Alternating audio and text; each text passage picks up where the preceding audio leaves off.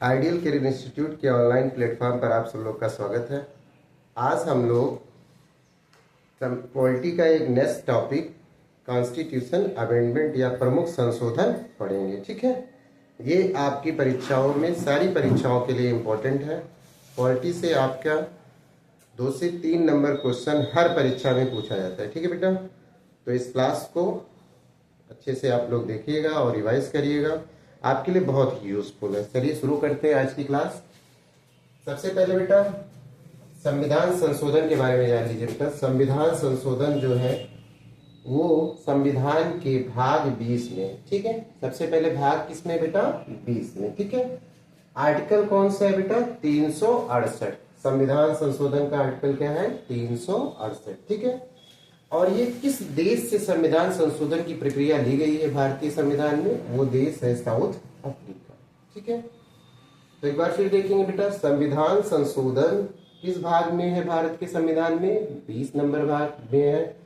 और आर्टिकल कौन सा है बेटा? 368 आर्टिकल है, 368 नंबर आर्टिकल पर है। और देश कहां से संविधान संशोधन की प्रक्रिया ली गई है? साउथ अफ्रीका से। ठीक है, अब देखेंगे बेटा प्रमुख संशोधन।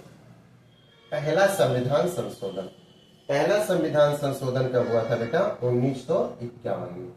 कब हुआ था? 1951 ईस्वी में। क्या जोड़ा गया था बेटा? सीए का मतलब क्या हुआ बेटा? Constitution amendment. आगे हम संविधान संशोधन को सीए से डिनोट करेंगे, इसलिए आप इसको ध्यान से देखिएगा। पहला संविधान संशोधन 1951 में हुआ। इसके जरिए नवीं अनुसूची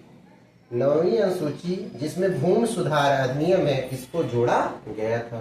ठीक है, क्योंकि मूल संविधान में जो अनुसूची थी वो कितनी थी? 8, और प्रेजेंट में जो अनुसूची है वो कितनी है बेटा? 12 है। ठीक है, फिर 7वां संविधान संशोधन, 7वां संविधान संशोधन 1956 ईस्वी में हुआ। ठीक है, 7वां संविधान संशोधन कब हुआ था? 1956 ईस्वी में।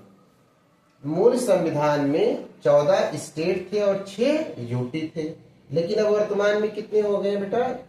28 स्टेट है और 7 यूटी है। ठीक है, तो 7वें संविधान संशोधन 1956 ईस्वी में एक राज्य पुनर्गठन आयोग की स्थापना की गई। किसकी स्थापना बेटा? राज्य पुनर्गठन आयोग की स्थापना की गई, जिसका और नाम क्या है बेटा? फजल अली आयोग। इसको फजल अली आयोग के नाम से भी जाना जाता है। ठीक है, नेक्स्ट देखेंगे इंपॉर्टेंट आर्टिकल 13वां संविधान संशोधन, संविधान संशोधन। ये कब हुआ बेटा? 1962 ईस्वी में। कब हुआ? 1962 ईस्वी में। इसमें नागालैंड को पूर्ण राज्य का दर्जा दिया गया। ठीक है, फिर 21वां संविधान संशोधन जो कि 1967 ईस्वी में हुआ था। इसमें सिंधी को 15वीं भाषा के रूप में संविधान में स्थान दिया गया, क्योंकि मूल संविधान में जो भारत भाषा है वो 14 थी, लेकिन वर्तमान में भाषा कितनी हो गई है? 22 हो गई। ठीक है ना, तो अलग अलग संविधान संशोधन के द्वारा भाषा को जोड़ा गया है। ठीक है, वो हम लोग आगे देखेंगे।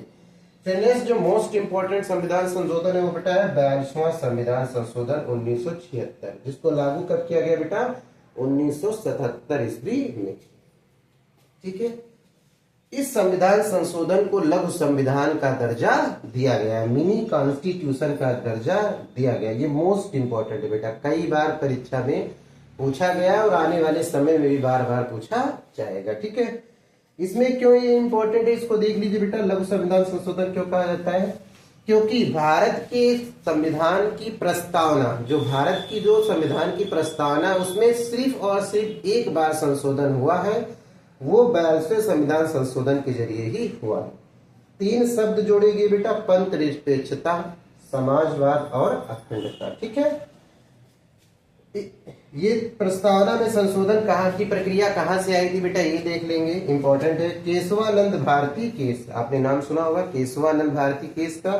24 अप्रैल 1973 ईस्वी में हुआ था केस। 13 जजों की बेंच बैठी थी बेटा इसमें। 13 जजों की बेंच, ये अब तक की सबसे बड़ी जजों की बेंच थी। ठीक है, और इसमें जो रिजल्ट आया था बेटा वो 7-6 का आया था, मतलब 7 लोग पक्ष में थे और 6 लोग विपक्ष में थे। ठीक है, मूल आधारभूत, इसमें 2 चीजें बात में आई। उसमें एक चीज कहा गया बेटा कि जो संविधान होता है उसमें प्रस्तावना के मूलभूत ढांचा को कभी भी संशोधित नहीं किया जा सकता है। ठीक है, मूलभूत ढांचा की बात किसमें की थी? 42वें संविधान संशोधन में। और प्रस्तावना को संविधान का अंग माना गया। प्रस्तावना को संविधान का अंग माना गया, इसीलिए बेटा प्रस्तावना में भी संशोधन किया जा सकता है, लेकिन एक चीज का ध्यान रखेंगे कि उसके मूलभूत ढांचा में परिवर्तन नहीं होना चाहिए। ठीक है, और इसी के द्वारा 42वें संविधान के द्वारा ही भाग 4A को जोड़ा गया था, और भाग 4A में आर्टिकल 51A जोड़ा गया। आर्टिकल 51A जोड़ा गया, जिसमें मूल कर्तव्य का जिक्र किया गया है। ठीक है, मूल संविधान में किसी भी मूल कर्तव्य की बात नहीं की गई थी। मूल संविधान में कोई भी मूल कर्तव्य नहीं था। 10 मौलिक कर्तव्य जोड़े गए 42वें संविधान संशोधन के द्वारा। वर्तमान में 11 मौलिक कर्तव्य हैं। एक मौलिक कर्तव्य 86वें संविधान संशोधन के द्वारा जोड़ा गया था। ठीक है, 44वां नेक्स्ट देखेंगे बेटा, 44वां संविधान संशोधन। ये भी मोस्ट इंपोर्टेंट बेटा। ये किसके समय हुआ था? उस समय पीएम थे मोरारजी देसाई जी, 1978 ईस्वी में। इसमें संपत्ति के अधिकार को फंडामेंटल राइट से लीगल राइट में कन्वर्ट किया गया। फंडामेंटल राइट को लीगल राइट में कन्वर्ट किया गया। ठीक है, संपत्ति के अधिकार यानी right to property, right to property, sorry. Article number, इसमें राइट टू प्रॉपर्टी जब फंडामेंटल राइट में था तो आर्टिकल नंबर 31 में था, और इसको यहां से उठाकर कहां कर दिया बेटा? आर्टिकल नंबर 300 के ए में कर दिया गया। ठीक है, फिर नेक्स्ट देखेंगे बेटा 52वां संविधान संशोधन। तो 42वां संविधान संशोधन बेटा मोस्ट इंपोर्टेंट है, ये आपके लिए बहुत बहुत इंपॉर्टेंट है। 52वां संविधान संशोधन 1985 ईस्वी में हुआ था। इसमें 10वीं अनुसूची को जोड़ा गया था। कौन सी अनुसूची बेटा? 10वीं अनुसूची। और 10वीं अनुसूची दल बदल के विरोध में बनाए गए कानून के लिए है। इसका उद्देश्य क्या है बेटा? कि देश में अस्थायी सरकार का निर्माण हो सके। ठीक है, फिर नेक्स्ट देखेंगे 61वां संविधान संशोधन 1989। 61वां संविधान संशोधन कब हुआ था बेटा? 1989 में। इसमें आर्टिकल 326 में वोट डालने का अधिकार की एज की बात की गई है। ठीक है, फिर इसमें क्या किया गया? वोट डालने की जो उम्र थी उसको पहले 21 साल थी, उसको घटाकर अब 18 कर दिया गया। ठीक है,